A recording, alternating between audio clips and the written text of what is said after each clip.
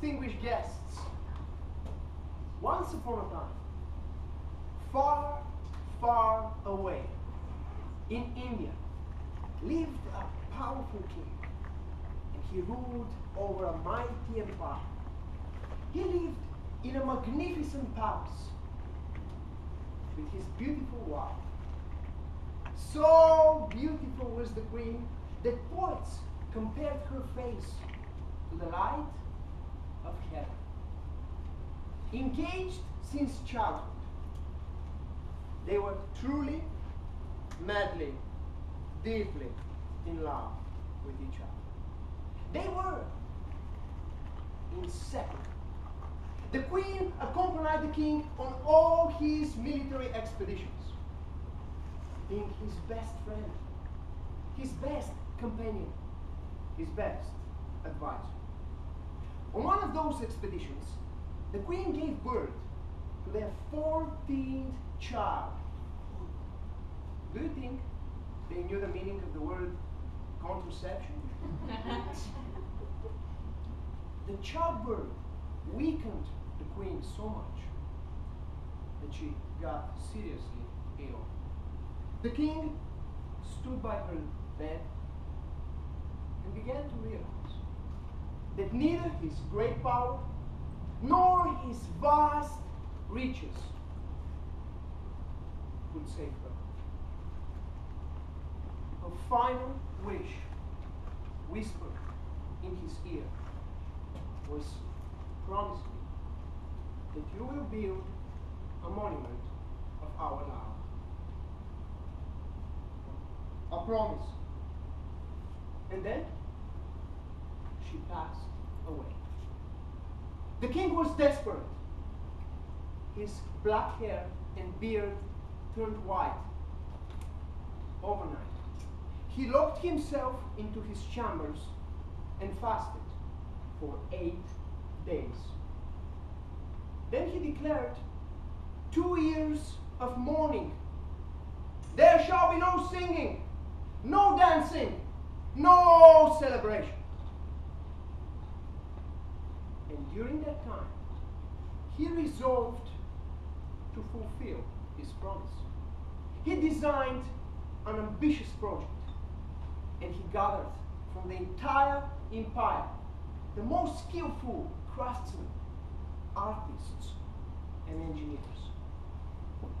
Can you imagine an army of 1,000 elephants transporting massive amounts of white marble to the construction site?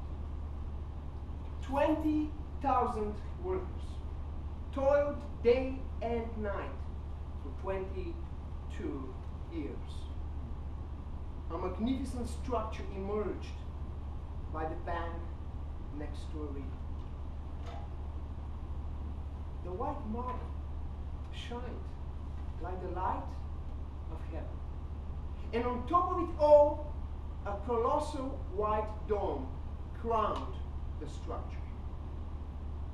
In the four corners, 4 giant minarets reached far towards the sky.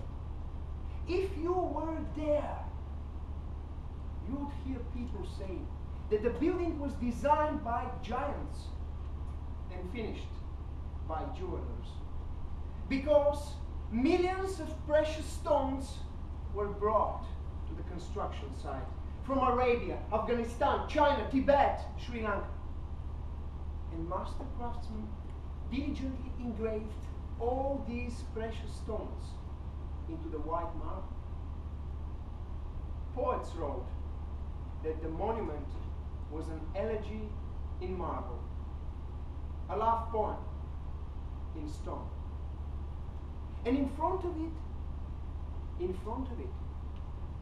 paradise on earth, 4 square gardens separated by 4 water channels, converging into a reflecting pool where the reflection of the building danced in crystal clear water.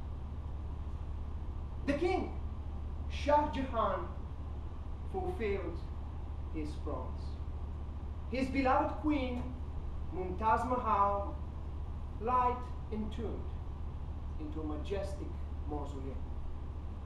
And it was named after her, Taj Mahal, the crown palace, the jewel in the crown of India. Shah Jahan said, "Hey, that's a cool building. I should design one for myself." He intended to create a replica of the monument in black marble and build it across the river. But he got ill. His illness and the lavish spending on the first architecture allowed his son Aurangzeb to seize power and imprison his father into the palace. Shah Jahan's only consolation was that his prison cell had a window with a view towards Taj Mahal. One day, his guards found the old king dead, seated by the window, his eyes still open and fixed upon the magnificent view. Centuries later, a poet looked through that same window and compared Taj Mahal to a teardrop on the cheek of time. Upon his death, Shah Jahan was entombed next to his beloved queen, and they were finally reunited. This time, forever. Today, Taj Mahal still stands, tremendous, tranquil, timeless, a proof of the eternal power of love and an inspiration for the entire world. Here at Toastmasters, you can build your own Taj Mahal. You can build a speech that inspires the world. And where would you start? With a passion. What is it that you truly love? Let your passion dictate your content, your mark, your building blocks of that speech. And you don't need an army of 1,000 elephants. Victor Hugo once said that stronger and mightier than all the armies in the world is a single idea whose time has come. And when you have this content, you can recruit your own army of craftsmen and jewelers. And these are the club members. The evaluation roundtable, where you can gather these gems and put them on your own building, on that beautiful speech to inspire the world. Make a plan. Put your heart into it and begin to build. Mr. Toastmaster.